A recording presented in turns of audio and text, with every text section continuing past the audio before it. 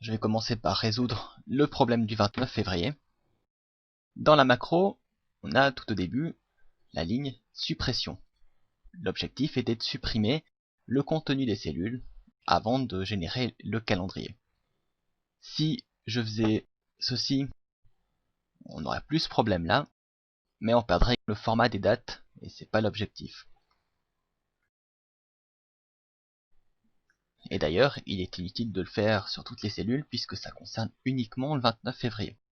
Alors, je vais commencer par ajouter range, les cellules qui sont C31 à D31.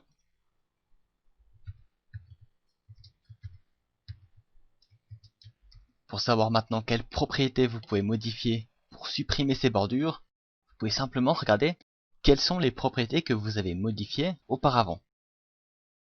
Vous voyez que vous avez ici la cellule, .borders, où on précisait quelle bordure exactement on voulait modifier.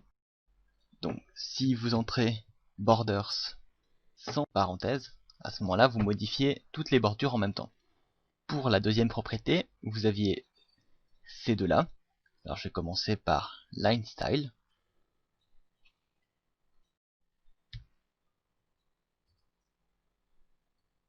Mais la grande question c'est quelle est la valeur à attribuer à cette propriété. Vous pouvez très bien réutiliser encore une fois l'enregistreur de macro pour découvrir cette valeur, mais là on va le faire un petit peu différemment.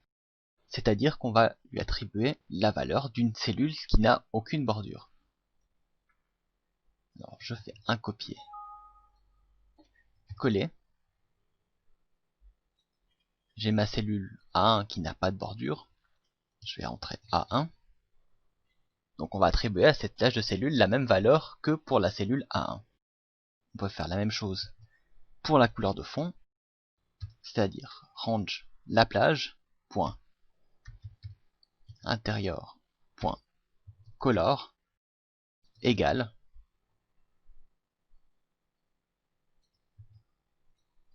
la couleur de fond d'une autre cellule.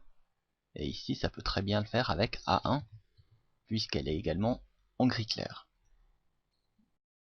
Pour savoir si ça a fonctionné, un petit test. Et effectivement, les bordures ont disparu et la couleur de fond a été correctement modifiée. Si je reviens à mon année 2012, le 29 est affiché correctement. Tout va bien. Donc voilà, je vous le disais, la cellule A1 n'a pas de bordure. On pourrait croire le contraire, mais en fait, la bordure a été appliquée à la cellule A2. Le deuxième objectif de cet exercice était de modifier cette zone de texte. Pour modifier la taille de la police, vous avez probablement trouvé, il s'agit de la propriété font, gras, on peut essayer avec 20, 24, et la couleur était ici.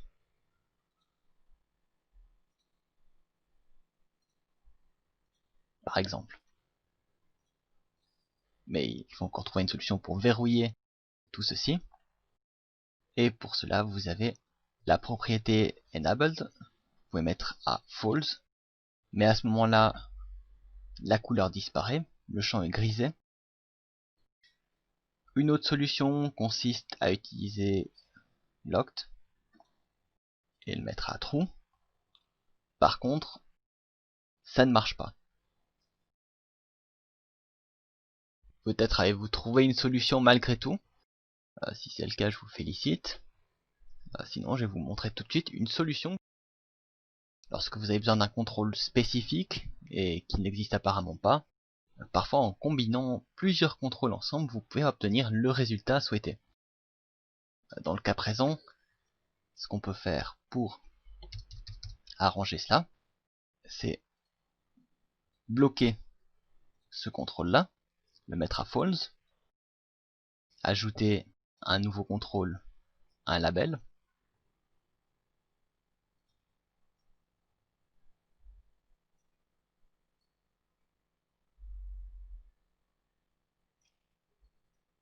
et le placer pile au-dessus.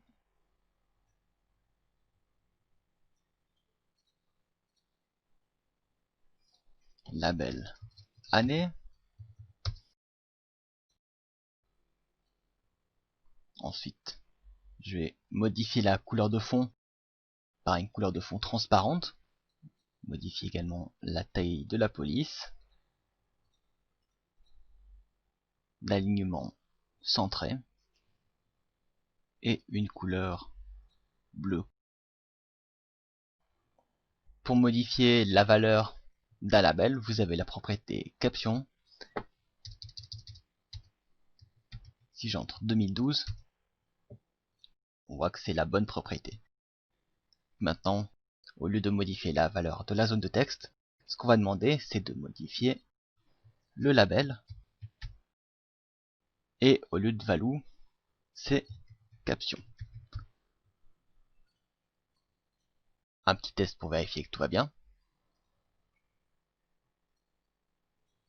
Et effectivement, c'est le cas. Pour réaliser cet exercice, vous pouvez utiliser un label au-dessus de la zone de texte. Mais il y a encore une solution plus simple. On peut se débarrasser de la zone de texte et modifier quelques propriétés pour donner à ce label l'illusion d'être une zone de texte. Alors à ce moment-là, il faut remettre un fond opaque et modifier cette propriété Special Effect et lui donner la valeur 2. À ce moment-là, vous avez l'illusion d'avoir une zone de texte avec un label.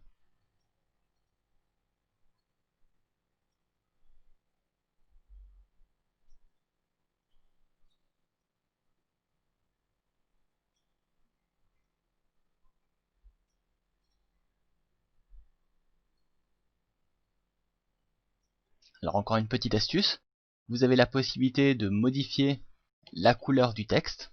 Je vous l'ai montré tout à l'heure. Le problème, c'est que la palette est assez limitée et je vais vous montrer comment vous pouvez appliquer une autre couleur. Comme vous pouvez le voir, la propriété qui permet de modifier la couleur est ForColor. Donc ce qu'on peut faire, c'est créer une nouvelle macro qu'on va supprimer par la suite. Sub n'importe quoi. Le label année. Point ForColor pour la couleur de fond. Égale. En procédant de cette manière, vous pouvez attribuer une valeur RGB à cette couleur de fond, ce qui vous laisse énormément de possibilités. Je vais ressortir l'image dont je vous ai parlé précédemment, c'est-à-dire celle-ci, et je vais appliquer une couleur, on va dire celle qu'on voit ici, 32, 64, 160.